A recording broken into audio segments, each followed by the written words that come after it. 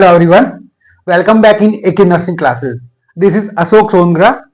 Today we discuss very important topic related to acid base imbalance, जो कि अपन part 3 पढ़ेंगे आज अपन. ठीक है, तो पार्ट 1 और पार्ट 2 अपन है वो पढ़ चुके हैं. ठीक है, तो पार्ट 1 के अंदर मैंने आपको पढ़ाया था रेस्पिरेटरी एसिडोसिस क्या होता है और रेस्पिरेटरी एल्कलोसिस क्या होता है. ठीक है, उसके अलावा जो पार्ट 2 अपन ने जो पढ़ा था उसके अंदर अपन ने पढ़ा था कि मेटाबॉलिक एसिडोसिस क्या होता है और मेटाबॉलिक एल्कलोसिस क्या होता है. ठीक है, और उनको रेगुलेट करने का काम कौन कौन करता है. ठीक है, उसके अंदर अपन ने पार्ट 1 और पार्ट 2 के अंदर मैंने आपको उनके जो एसिड बेस इंबैलेंस का जो टाइप्स है उसके अंदर उसकी डेफिनेशन क्या होती है, कॉजेज क्या होते हैं और उसके अलावा उसके साइन एंड सिम्टम्स क्या क्या देखने को मिलते हैं और उसके अलावा उसका मैनेजमेंट है वो किस प्रकार कर सकते हैं. ठीक है, तो उसके बारे में अपन ने अध्ययन किया था. ठीक है, अब क्या बात होती है, जो पार्ट 3 होता है, पार्ट 3 मतलब जो एसिड बेस इम्बैलेंस जो हो रहा है, ठीक है, जिसके अंदर मैंने आपको 4 टाइप्स बताए हैं, उसके अंदर किस तरह से एसिड बेस इम्बैलेंस हो रहा है, मतलब जो एग्जांपल के तौर पर अपन क्या करेंगे उसको आज समझेंगे. ठीक है, कि किस प्रकार से एसिड बेस इम्बैलेंस है वो होता है. ठीक है, तो आपने नॉर्मली आपने देखा होगा कि आईसीयू के अंदर जो पेशेंट एडमिट होते हैं, ठीक है, तो उसके अंदर पेशेंट की एबीजी की जाती है. ठीक है, एबीजी का मतलब होता है आर्टीरियल ब्लड गैस एनालिसिस. ठीक है, तो मैंने आपको बताया था कि एबीजी करने से पहले क्या करते हैं, एलाइन टेस्ट करते हैं. ठीक है, तो उसके अंदर पेटेंसी को चेक किया जाता है. ठीक है, तो यहाँ पे एबीजी के द्वारा अपन क्या करते हैं, किसी पेशेंट का क्या एसिड बेस इम्बैलेंस की वैल्यू के बारे में पता किया जाता है. ठीक है, तो यहां पर अपन क्या करेंगे, जो एक एक करके एग्जांपल समझेंगे कि किस प्रकार से मेटाबॉलिक एसिडोसिस होता है, किस प्रकार से मेटाबॉलिक एल्कलोसिस होता है, या फिर रेस्पिरेटरी एसिडोसिस होता है, या फिर रेस्पिरेटरी एल्कलोसिस होता है. ठीक है, तो यहां पे कुछ एग्जांपल हो गए जो एग्जाम के अंदर आपके मोस्टली क्वेश्चन पुटअप किए जाते हैं, एबीजी के अंदर आपने देखा होगा. तो आज अपन क्या करेंगे, एक एक करके उनका एग्जांपल समझेंगे किस प्रकार से एग्जाम के अंदर क्वेश्चन आते हैं और उनको अपन किस प्रकार से सोल्व कर सकते हैं. ठीक है, तो यहां पे सबसे पहली बात यह कि मैंने आपको बताया था कि कोई पेशेंट होता है आईसीयू के अंदर, सपोज पेशेंट एडमिट है, तो अपन क्या करते हैं, आर्टीरियल ब्लड गैस एनालिसिस करते हैं. ठीक है, तो एबीजी है, तो मैंने आपको बताया था कि एबीजी करने के लिए अपन क्या करते हैं, एलाइन टेस्ट करते हैं.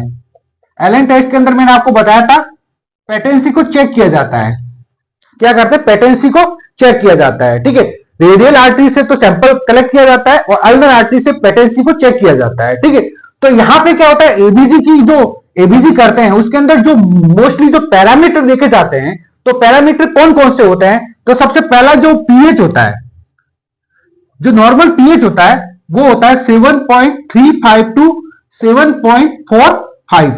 तो अब मैंने आपको बताया था कि अगर लेस देन पीएच अगर 7.35 से अगर लेस देन हो जाती है तो वो कंडीशन क्या कहलाती है, एसिडोसिस कंडीशन कहलाती है. ठीक है, उसी प्रकार अगर मोर देन पीएच 7.45 से ज्यादा होती है तो वो कंडीशन क्या कहलाती, जो वो कंडीशन क्या कहलाएगी, एल्कलोसिस कंडीशन कहलाएगी. ठीक है, तो ये पीएच जो नॉर्मली देखा जाए पीएच है वो 7.35 टू 7.45 होती है. ठीक है, अब इसके अंदर जो वैल्यू देखी जाती है, तो सबसे पहले जैसे PaCO2 पार्शियल कार्बन डाइऑक्साइड का लेवल देखा जाता है. ठीक है, जो नॉर्मल जो इसकी वैल्यू होती है वो होती है 35 टू 45 mm ऑफ Hg.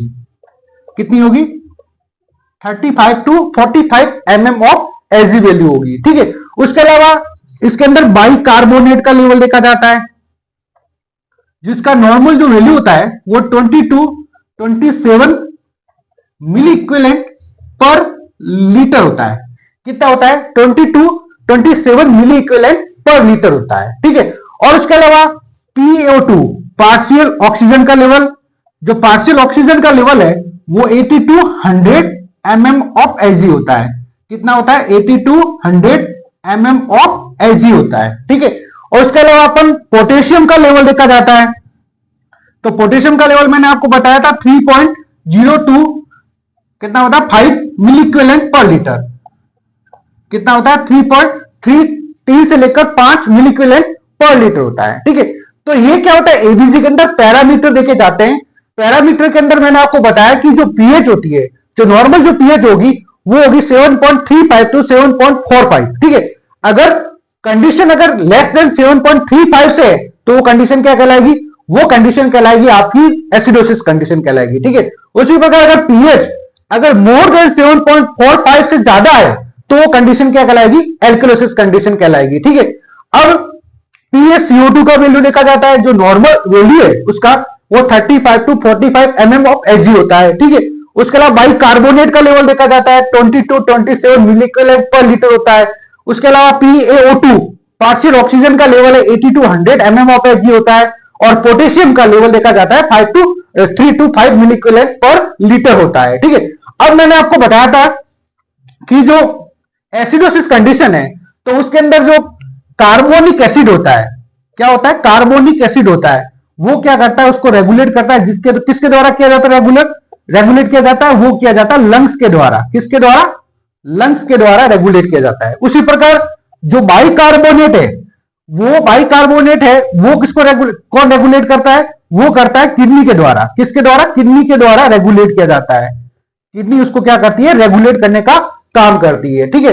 तो ये अपन ने क्या समझे, जो एग्जाम्पल है, एग्जाम्पल पढ़ने से पहले अपने को ये ध्यान होना चाहिए पैरामीटर्स की नॉर्मल वैल्यू कितनी होती है, तो उसके बारे में अपने बताया मैंने, ठीक है। तो अब नेक्स्ट अपन जो पढ़ेंगे वो पढ़ेंगे example of acid base imbalance. तो कुछ एग्जाम्पल्स होंगे जो एग्जाम के अंदर आपके अंदर पुटअप किए जाते हैं, जिसके द्वारा अपन क्या कर सकते हैं, कंडीशन को कैलकुलेट कर सकते हैं कि भाई ये रेस्पिरेटरी एल्कलोसिस है या एसिडोसिस कंडीशन है, या फिर मेटाबॉलिक एसिडोसिस है या एल्कलोसिस कंडीशन है, ठीक है। तो एग्जाम्पल पढ़ेंगे। तो examples of acid base imbalance.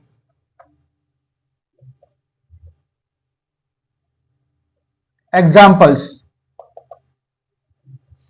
ठीक है। तो सबसे पहली कंडीशन देखते हैं। यहां पे सबसे पहली कंडीशन एग्जाम्पल के तौर पर एग्जाम्पल नंबर 1 है, ठीक है। तो एग्जाम्पल 1 है तो इसके अंदर पीएच जो दे रखी है अपनी, वो दे रखी है 7.32। कितनी देगी? 7.32, ठीक है। और इसके अलावा PaCO2 पार्शियल कार्बन डाइऑक्साइड का लेवल दे रखा है, वो दे रखा है 50 mm ऑफ Hg। कितना? 50 mm ऑफ Hg, ठीक है। और उसके अलावा जो बाइकार्बोनेट की जो वैल्यू दे रखी है,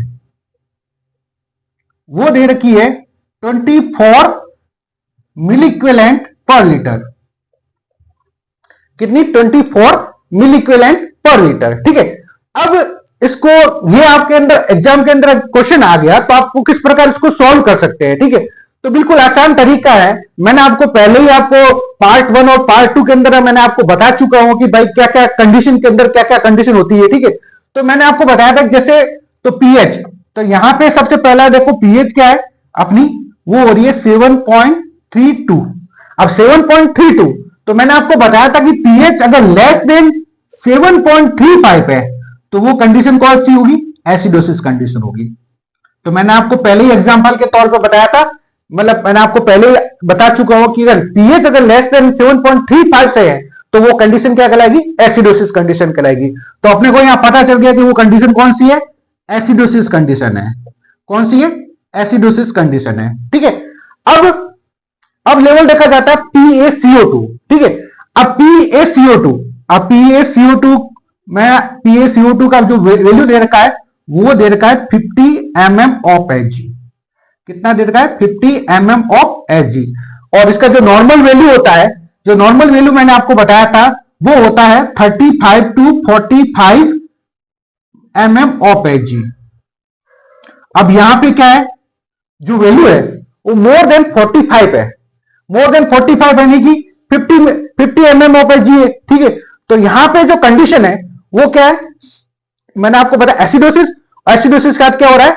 कार्बन डाइऑक्साइड का लेवल है वो बढ़ रहा है, ठीक है। तो अब मैंने आपको बताया था कि पीएच अगर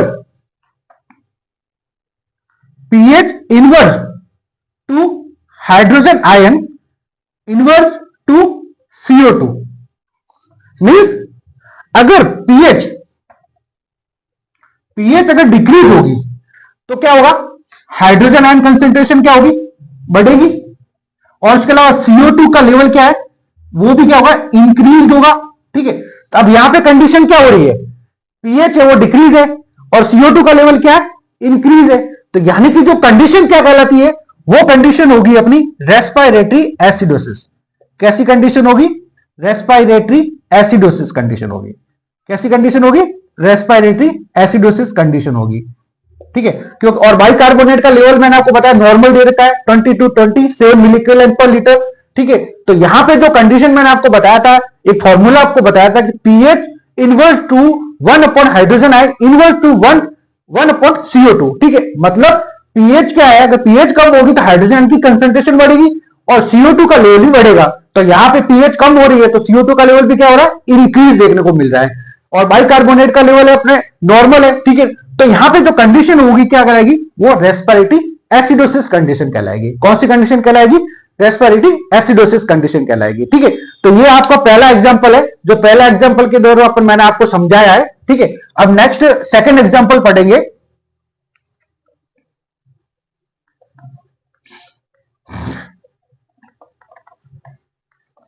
अब नेक्स्ट सेकंड एग्जांपल होगा जो अपना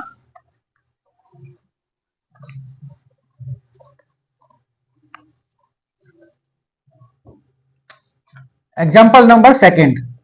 एग्जाम्पल सेकंड है तो पीएच अगर दे रखी है, वो दे रखी है 7.47। कितनी दे रखी है, 7.47। ठीक है, और जो CO2 की वैल्यू दे रखी है वो 32 mm ऑफ Hg। कितनी दे रखी है, 32 mm ऑफ Hg। ठीक है, और जो बाइकार्बोनेट की जो वैल्यू दे रखी है,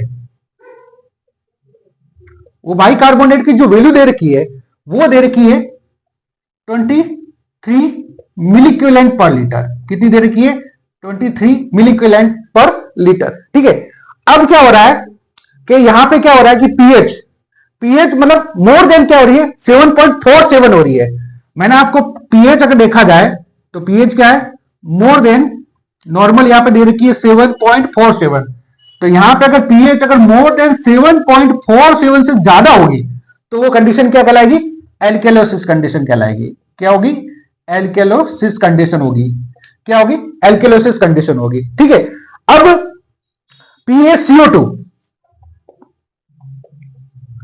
PaCO2 जो दे रखा है वो दे रखा है 32 mm ऑफ Hg। कितना है, 32 mm ऑफ Hg। अब मैंने आपको एक फॉर्मूला बताया था, पीएच इनवर्स टू CO2 और inverse two hydrogen ion concentration. Means अगर पीएच अगर बढ़ेगी तो CO2 का लेवल क्या होगा, डिक्रीज होगा, और हाइड्रोजन आयन की कंसंट्रेशन भी क्या होगी, डिक्रीज होगी। ठीक है, तो यहां पे क्या हो रहा है, जो कंडीशन हो रही है तो पीएच क्या रही है, इंक्रीज हो रही है, एल्कोलिसिस कंडीशन हो रही है। ठीक है, और CO2 का लेवल क्या है, मैंने आपको नॉर्मल जो वैल्यू बताया था वो बताया था 35 to 45 mm ऑफ Hg। तो यहां पे जो लेवल है वो PaCO2 का लेवल है वो लेस देन 35 हो रहा है, यानी कि CO2 की कंसेंट्रेशन है वो क्या हो रही है, कम हो रही है। ठीक है, तो यहां पे जो कंडीशन होगी वो कंडीशन क्या कहलाएगी, और जो बाइकार्बोनेट का लेवल है वो है नॉर्मल। ठीक है, तो यहां पे जो कंडीशन होगी वो क्या होगी, रेस्पिरेटरी एल्केलोसिस। क्या होगी, रेस्पिरेटरी एल्केलोसिस कंडीशन होगी। तो कंडीशन क्या होगी, इसका आंसर क्या होगा, रेस्पिरेटरी एल्केलोसिस। ठीक है, अब मैंने ये जो दूसरा एग्जांपल बताया वो बताया रेस्पिरेटरी एल्केलोसिस के बारे में। ठीक है, तो रेस्पिरेटरी एल्केलोसिस मैंने आपको बताया पीएच क्या हो रही है, 7.47 है, और PaCO2 का लेवल कितना है, 32 mm ऑफ Hg, और जो बाइकार्बोनेट का लेवल कितना है, 23 मिलीक्यूलेंट पर लीटर। ठीक है, अब मैंने आपको बताया कि पीएच मोर देन कितनी हो रही है, 7.45 हो रही है, मोर देन 7.45 हो रही है, तो कंडीशन क्या होती है, एल्केलोसिस कंडीशन होगी। मतलब अपने को पता चल गया भी ये कंडीशन कौन सी है, एल्केलोसिस है। अब पता करना है कि भाई इसके अंदर क्या है कि पीएच, मैंने आपको फॉर्मूला बताया था, पीएच इनवर्स टू CO2 और inverse two hydrogen ion concentration. Means pH यहां पे क्या हो रही है, इंक्रीज हो रही है, तो यानी कि CO2 का लेवल क्या हो रहा है, डिक्रीज हो रहा है, और बाइकार्बोनेट का लेवल अनचेंज रहेगा, नॉर्मल रहेगा। ठीक है, तो यहां पे जो कंडीशन होगी वो क्या देखने को मिलती है, जैसे पीएच मोर देन 7.47 है और PaCO2 का लेवल क्या है, 32, यानी कि कंडीशन क्या करेगी, वो रेस्पिरेटरी एल्केलोसिस कंडीशन होगी। ठीक है, तो ये अपना दूसरा एग्जांपल समझाया मैंने आपको। अब जो थर्ड एग्जांपल होगा वो रिलेटेड होगा मेटाबॉलिक प्रोसेस से। जो थर्ड एग्जांपल होगा अपना वो मेटाबॉलिक प्रोसेस है। मेटाबॉलिक प्रोसेस को रेगुलेट करने का काम कौन करता है, वो किडनी के द्वारा। और इसके अंदर जो मोस्टली जो लेवल देखा जाता है वो बाइकार्बोनेट का लेवल देखा जाता है। किसका? बाइकार्बोनेट का लेवल देखा जाता है। ठीक है, तो यहां पर अपन पढ़ेंगे example number third. Example number third, ठीक है। एग्जाम्पल नंबर थर्ड के अंदर जो पीएच अपने को देखने को मिलती है वो होती है 7.33। कितनी हो रही है? 7.33, ठीक है। और जो PaCO2 का लेवल है वो PaCO2 का लेवल है तो वो हो रही है 36 mm ऑफ Hg। कितना हो रहा है? 36 mm ऑफ Hg, ठीक है। और जो बाइकार्बोनेट का लेवल अपने को देखने को मिलता है वो मिलता है 20 मिलीक्विलेंट पर लीटर। कितना हो रहा है? 20 मिलीक्विलेंट पर लीटर, ठीक है। अब देखते हैं, सबसे पहले इसको सॉल्व करने से पहले अपन देखते हैं कि यहां पे पीएच कितनी है। पीएच अपनी देखने को मिलती है, वो मिलती है 7.33, यानी कि जो पीएच है वो क्या हो रही है? लेस देन 7.35 से कम है। लेस देन 7.35 से कम है, यानी कि कंडीशन कौन सी होगी? एसिडोसिस कंडीशन होगी। कौन सी कंडीशन होगी? एसिडोसिस कंडीशन होगी, ठीक है। अब दूसरा जो लेवल देखते हैं वो लेवल देखते हैं PaCO2। PaCO2 जो है वो 36 mm ऑफ Hg है। कितना है?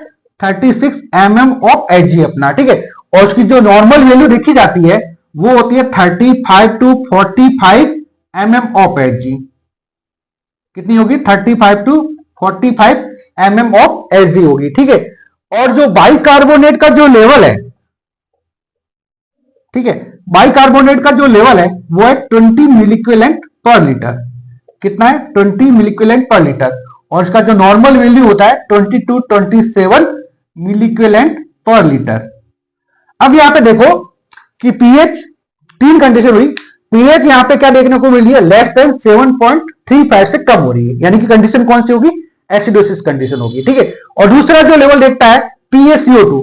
PaCO2 का लेवल है 36 mm ऑफ Hg देखने को मिलता है। और जो नॉर्मल वैल्यू है वो उसकी 35 to 45 mm ऑफ Hg है, यानी क्या है? वो जो PaCO2 का लेवल है वो क्या है? नॉर्मल कंडीशन के अंदर है, ठीक है। और जो बाइकार्बोनेट लेवल है वो है 20 मिलीक्विलेंट पर लीटर है। और जो नॉर्मल इसका जो वैल्यू होता है वो 20 to 27 मिलीक्विलेंट पर लीटर होता है, ठीक है। यानी क्या यहाँ पे लेवल है वो 22 से कम है, ठीक है। तो यहां पे अपन देखते हैं इसको, तो यहां पे अगर इसको कैलकुलेट करना है तो अपन क्या करते हैं? PH proportional to bicarbonate.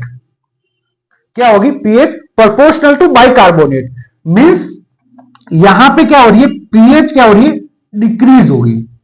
तो पीएच डिक्रीज है, लेस देन 7.35 है, तो यहां पे पीएच डिक्रीज है, तो बाइकार्बोनेट का लेवल भी अपन क्या करते हैं?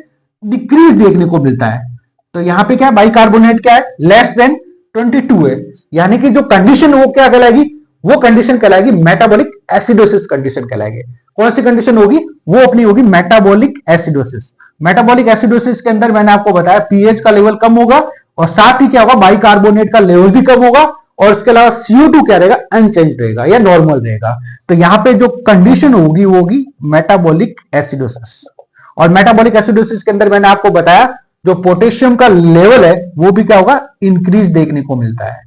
पोटेशियम का लेवल भी क्या होगा? इंक्रीज देखने को मिलता है, ठीक है। जो थर्ड एग्जांपल अपने समझा है वो पढ़ा है मेटाबॉलिक एसिडोसिस के बारे में, ठीक है। अब जो फोर्थ एग्जांपल होगा वो होगा अपना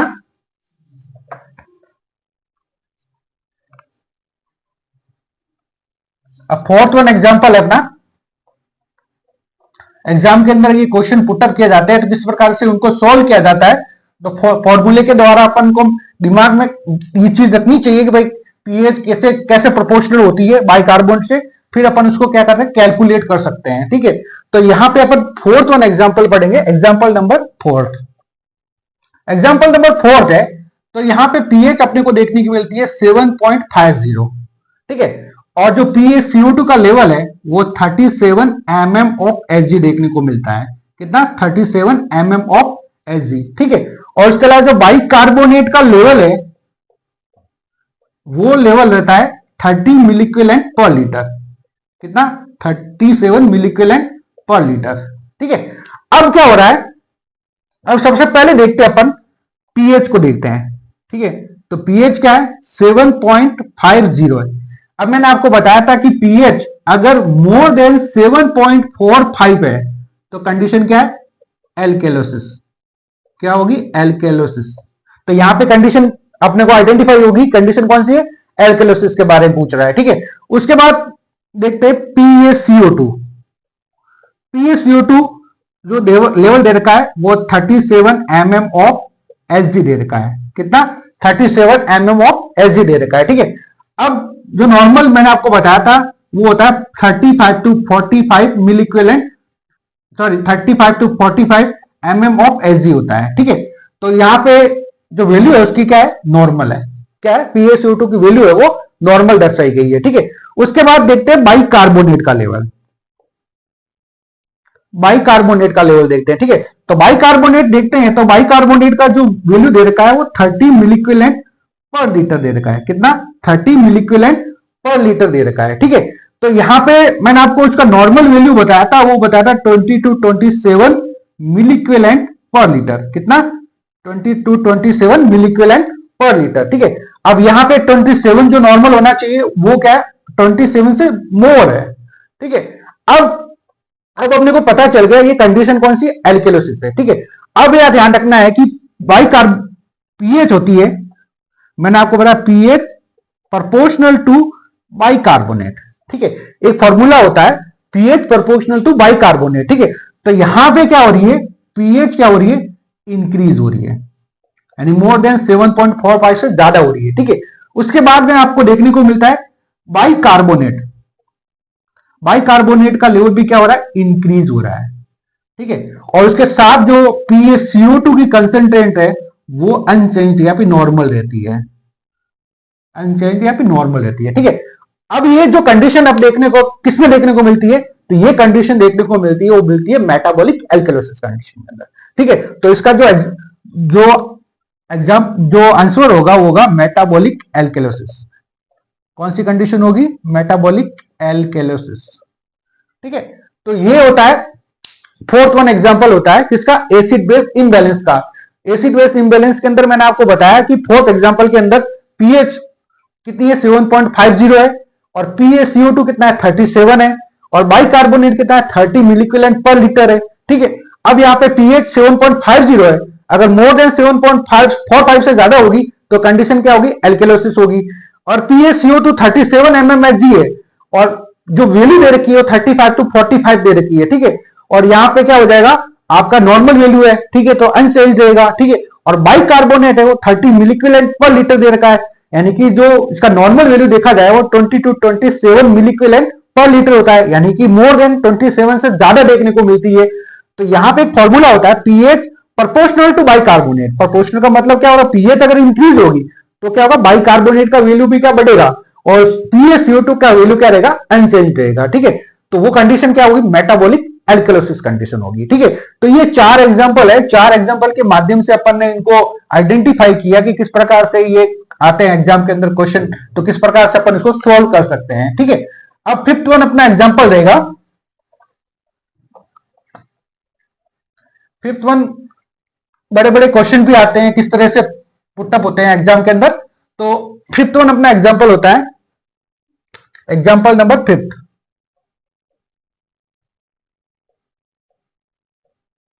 फिफ्थ एग्जांपल है the nurse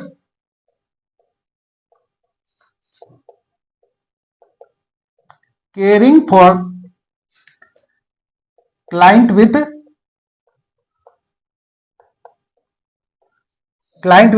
nasogastric tube, nasogastric tube attached with low suction। किससे अटैच है? लो सक्शन पैरामीटर से अटैच है, ठीक है। Nurse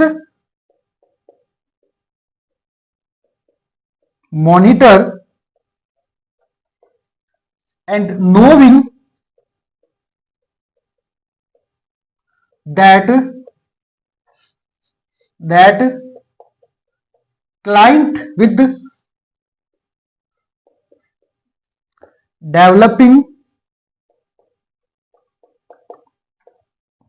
developing which acid base imbalance,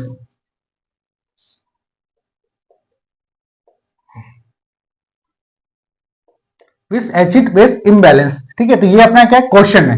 ठीक है, अब इसके अंदर ऑब्जेक्टिव दिया जाता है। सबसे पहला आएगा metabolic acidosis, metabolic acidosis. B रहेगा मेटाबॉलिक एल्केलोसिस। सी रहेगा अपना रेस्पिरेटरी एसिडोसिस। एंड डी रहेगा अपना रेस्पिरेटरी एल्केलोसिस। तो ये ऑप्शन है अपने पास में, इनमें से एक आंसर होगा। तो क्वेश्चन एग्जाम के अंदर क्वेश्चन इस तरह के पुटअप किए जाते हैं। ठीक है, जैसे कि एग्जाम्पल है अपना fifth one, the nurse caring for a client with nasogastric tube. एक पेशेंट है जो नर्स क्या कर उसकी केयर कर रही है, जिसके अंदर नेजो एनजी ट्यूब लगी हुई है। ठीक है, किसके साथ अटैच है? लो सक्शन पैरामीटर से अटैच है। ठीक है, नर्स मॉनिटर, नर्स क्या करी? Monitor knowing that client with developing with acid base imbalance. तो ये पेशेंट जो नेजोगैस्ट्रिक ट्यूब लगी हुई है, तो उस कंडीशन के अंदर पेशेंट के अंदर कौन सा एसिड बेस इम्बैलेंस है वो हो सकता है। ठीक है, तो अब यहां पे देखी जाए कि नेजोगैस्ट्रिक ट्यूब है वो नाक से क्या है? स्टोमक के अंदर है। ठीक है, अब स्टोमक के अंदर जो क्या होता है? एसिड होता है। ठीक है, तो एसिड होगा तो यहां क्या हुआ? वो ट्यूब के माध्यम से क्या आ रहा है? बाहर आ रहा है, यानी कि एसिड का क्या हो रहा है? लॉस हो रहा है। ठीक है, तो एसिड का लॉस हो रहा है, तो मैंने आपको कंडीशन बताई थी कि अगर जहां पे एसिड का लॉस होगा, एसिड क्या हो रहा है? कम हो रहा है। ठीक है, तो वहां पे क्या होगा? एल्कालीन का नेचर बढ़ जाएगा, एल्किलोसिस कंडीशन डेवलप हो जाएगी। क्या हो जाएगी? एल्किलोसिस कंडीशन डेवलप होगी। ठीक है, और इसका जो मैंने आपको आंसर होगा वो रहेगा, अगर एल्किलोसिस कंडीशन डेवलप हो रही है तो यहां पे क्या होगा? मेटाबॉलिक एल्किलोसिस देखने को मिलेगा। ठीक है, क्योंकि एसिड का लॉस हो रहा है, एसिड का लॉस होगा तो वहां पे क्या होगा? एल्कालीन रिटेंड हो जाएगा। ठीक है, तो यहां पे जो कंडीशन होगी होगी क्या हो जाएगी? मेटाबॉलिक एल्किलोसिस। तो इसका आंसर क्या होगा? मेटाबॉलिक एल्किलोसिस आंसर होगा। ठीक है, ठीक है ना। तो ये इस तरह के क्वेश्चन भी अपने एग्जाम के अंदर पुटअप किए जाते हैं। ठीक है, तो आज अपन ने क्या पढ़ा? एसिड बेस इम्बैलेंस के अंदर कुछ एग्जाम्पल के माध्यम से समझा कि किस तरह से एग्जाम के अंदर क्वेश्चन है वो पुटअप किए जाते हैं। ठीक है, तो आज की इंपॉर्टेंट क्लास यहीं पे खत्म होती है। तो इसी तरह के इंटरेस्टिंग टॉपिक पाने के लिए प्लीज लाइक एंड सब्सक्राइब करिए माय यूट्यूब चैनल को। जय हिंद।